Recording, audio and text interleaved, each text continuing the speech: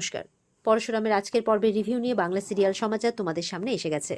তো আজকের পর্বের রিভিউতে যেটা দেখা যাচ্ছে, আরাধ্যা বলছে ভূমিকাকে যে তোমার যাত্রাপালার কথা শেষ হয়ে গেলে এবার থামো। তখন ভূমিকা বলছে খবরদার, মুখ সামলে কথা বলো।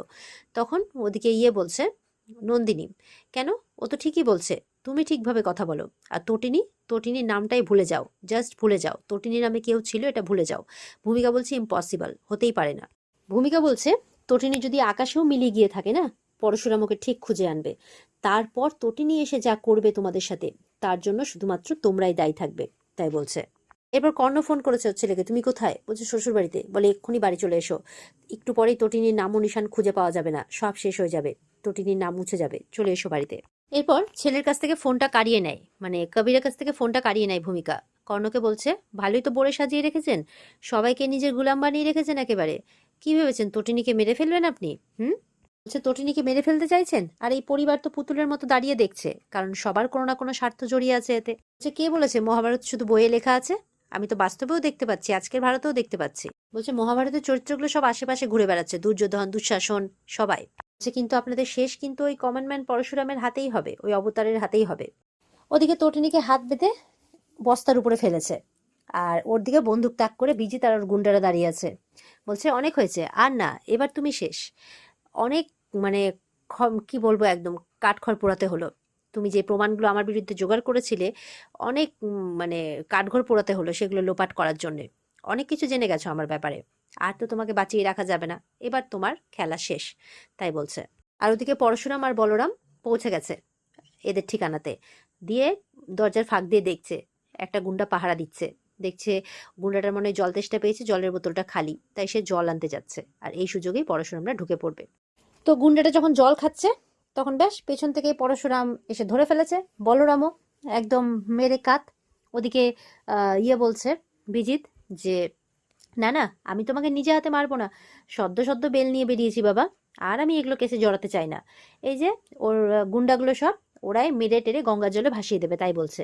ওদের হাতে বন্দুকও দিয়ে দেয়, একদম মেরে টেরে গঙ্গাতে ভাসিয়ে দেবে।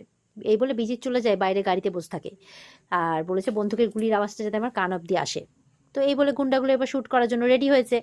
আর বলছে, তটিনী বলছে don't shoot, don't shoot, don't shoot. ওদিকে পরশুরামরা মারামারি করতে করতে চলে আসছে। আর বিজিতের দিকে ফোন করেছে, শুট শুট শুট করে দাও, শুট করে দাও, শুট করে দাও। তটিনী বলে আছে don't shoot, don't shoot, don't shoot. এই করতে করতে দেখা যাচ্ছে শুট হয়ে যায়।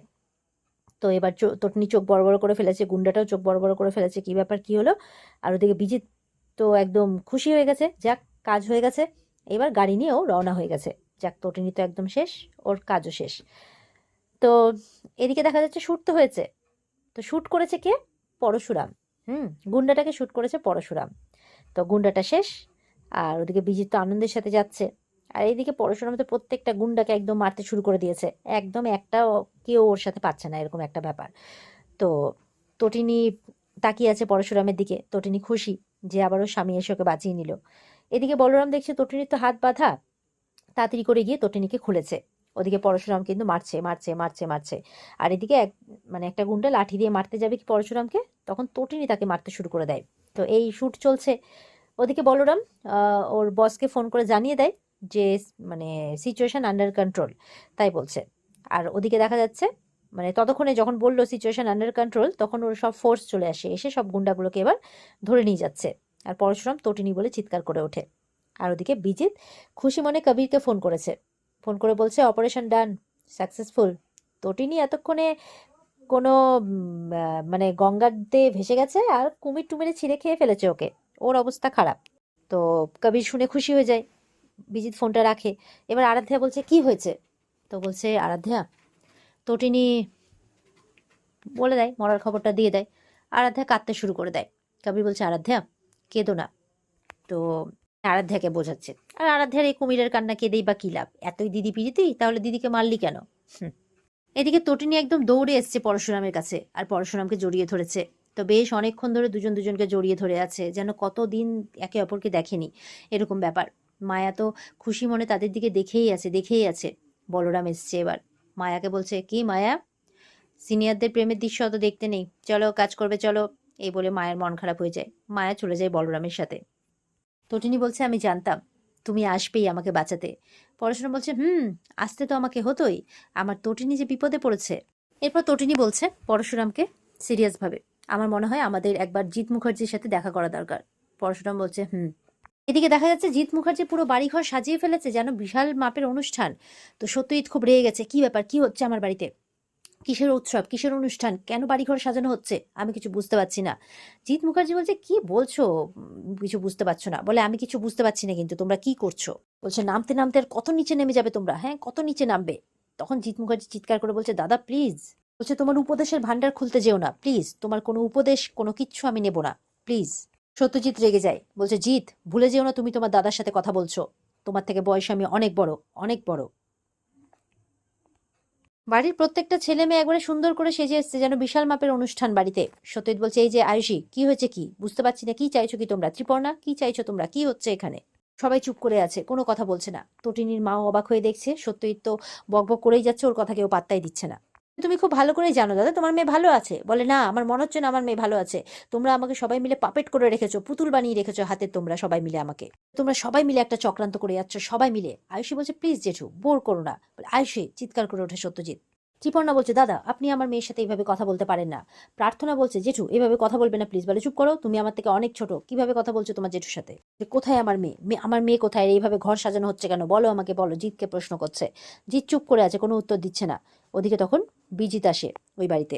বিজিত বলছে একটা পার্টি হবে ছোটখাটো। পার্টি হবে। সত্যই চিৎকার করছে বিজিত। বলে হ্যাঁ, আসলে আমার আর আয়ুষীর বিয়েটা তো প্রপারলি ভাবে হয়ে ওঠেনি, তাই ভাবছি একটা ছোট করে পার্টি হবে আজকে, আর আজকে রেজিস্ট্রি হবে। শুনে তো অবাক সত্যজিৎ আর ওর বউ, মানে তটিনীর মা আর কি। বলছে সেই জন্য আমার শ্বশুর মশাই মানে জিৎ মুখার্জি আর কি ঠিক করলেন একটা পার্টি হোক, এখানেই শৈশাবুত হবে আর আমি এই বাড়ির জামাই হব। মানে তটিনীর ব্যাপারটাকে লুকিয়ে যাচ্ছে যেন ওরা কিছুই জানে না, কিছুই করেনি, ভেজা বেড়াল এরকম একটা ব্যাপার। তো সত্যজিৎ কিন্তু একটা আজ করতে পেরেছে, নিশ্চয়ই এরা তার মেয়ের সাথে কোনো কিছু করেছে, কোনো ট্র্যাপে ফেলেছে, যার জন্যই খুশিতে পার্টি দিচ্ছে। সচরাচর তো এরা তাই করে থাকে। তাই সত্যই চিৎকার করে বলছে তুমি কিছুতেই এই বাড়ির জামাই হতে পারো না, কারণ তুমি একজন ক্রিমিনাল, আর তুমি যে কোন মাপের ক্রিমিনাল সেটা এখন বাড়ির সবাই জানে। সত্যজিতের কথা শুনে সবাই রেগে যাচ্ছে। সত্যজিৎ একদম হাত ধরে নিয়েছে বিজিতে, চলো এখান থেকে। তখন সত্যজিতের হাত ধরে নিয়েছে জিৎ মুখার্জি, ছাড়ো ওর হাত, ছাড়ো, তুমি আমার সাথে, আমার জামাইয়ের সাথে এরকম বিহেভ করতে পারো না, একদম পারো না তুমি। সত্যজিৎ বলছে তাই নাকি, তাহলে আমাকে একটা কথা বলো, শিবপ্রসাদের সাথে তোমরা কি করেছো, বলো কি করেছো? মনে আছে দিনের পর দিন তোমরা তার সাথে কি ব্যবহার করেছো? আরাধ্যার মা বলছে ত্রিপর্ণা আপনার মুখে এই কথা মানায় না, কারণ আপনি সব থেকে বেশি খারাপ ব্যবহার করেছেন আপনার মেয়ের সাথে। তো সত্যজিতের খারাপ লাগে, সত্যজিৎ চুপ করে যায়। আর এখানেই কিন্তু আজকের পর্ব শেষ হয়ে যায়। তবে পরের দিনের পর্বের যেটা চমক সেটা হচ্ছে এই যে তটিনীর বাবা মা এদেরকে কিন্তু পুরো গুলাম বানিয়ে রাখবে। হ্যাঁ, এই যে পার্টি হবে, পার্টিতে নাকি তাদেরকে খাবার সার্ভ করতে হবে। এমনকি রেগে যাবে তটিনীর বাবা, বলবে আমি এই বাড়ির মালিক। তখন জিৎ মুখার্জিরা হাসবে, কেন আদৌ কি তারা মালিক আছে নাকি সেটাও ওরা মানে নিজেদের নামে করে নিয়েছে। সেটাই দেখার আগামী দিনে। তারপরে তো পার্টিতেই দেখা গেল ওদিকে তো মানে পরশুরামরাও আসার জন্য একদম প্রিপারেশন নিচ্ছে, তো এদের মুখে চুনকালি মাখাতে হয়তো তারাও এসে উপস্থিত হলো, এমনটাও হতে পারে। সব দেখতে পাবো আমরা আগামীকালকে রিভিউতে। তো অপেক্ষায় থেকো সবাই রিভিউ দেখার জন্য। আজকের পর্ব ভালো লেগে থাকলে অবশ্যই লাইক কমেন্ট করে জানাবে, আর আমাদের সাথে জুড়ে থাকতে চ্যানেলকে সাবস্ক্রাইব অবশ্যই করবে। দেখা হচ্ছে তোমাদের সাথে আগামীকালকে। সবাই খুব ভালো থাকবে, টাটা।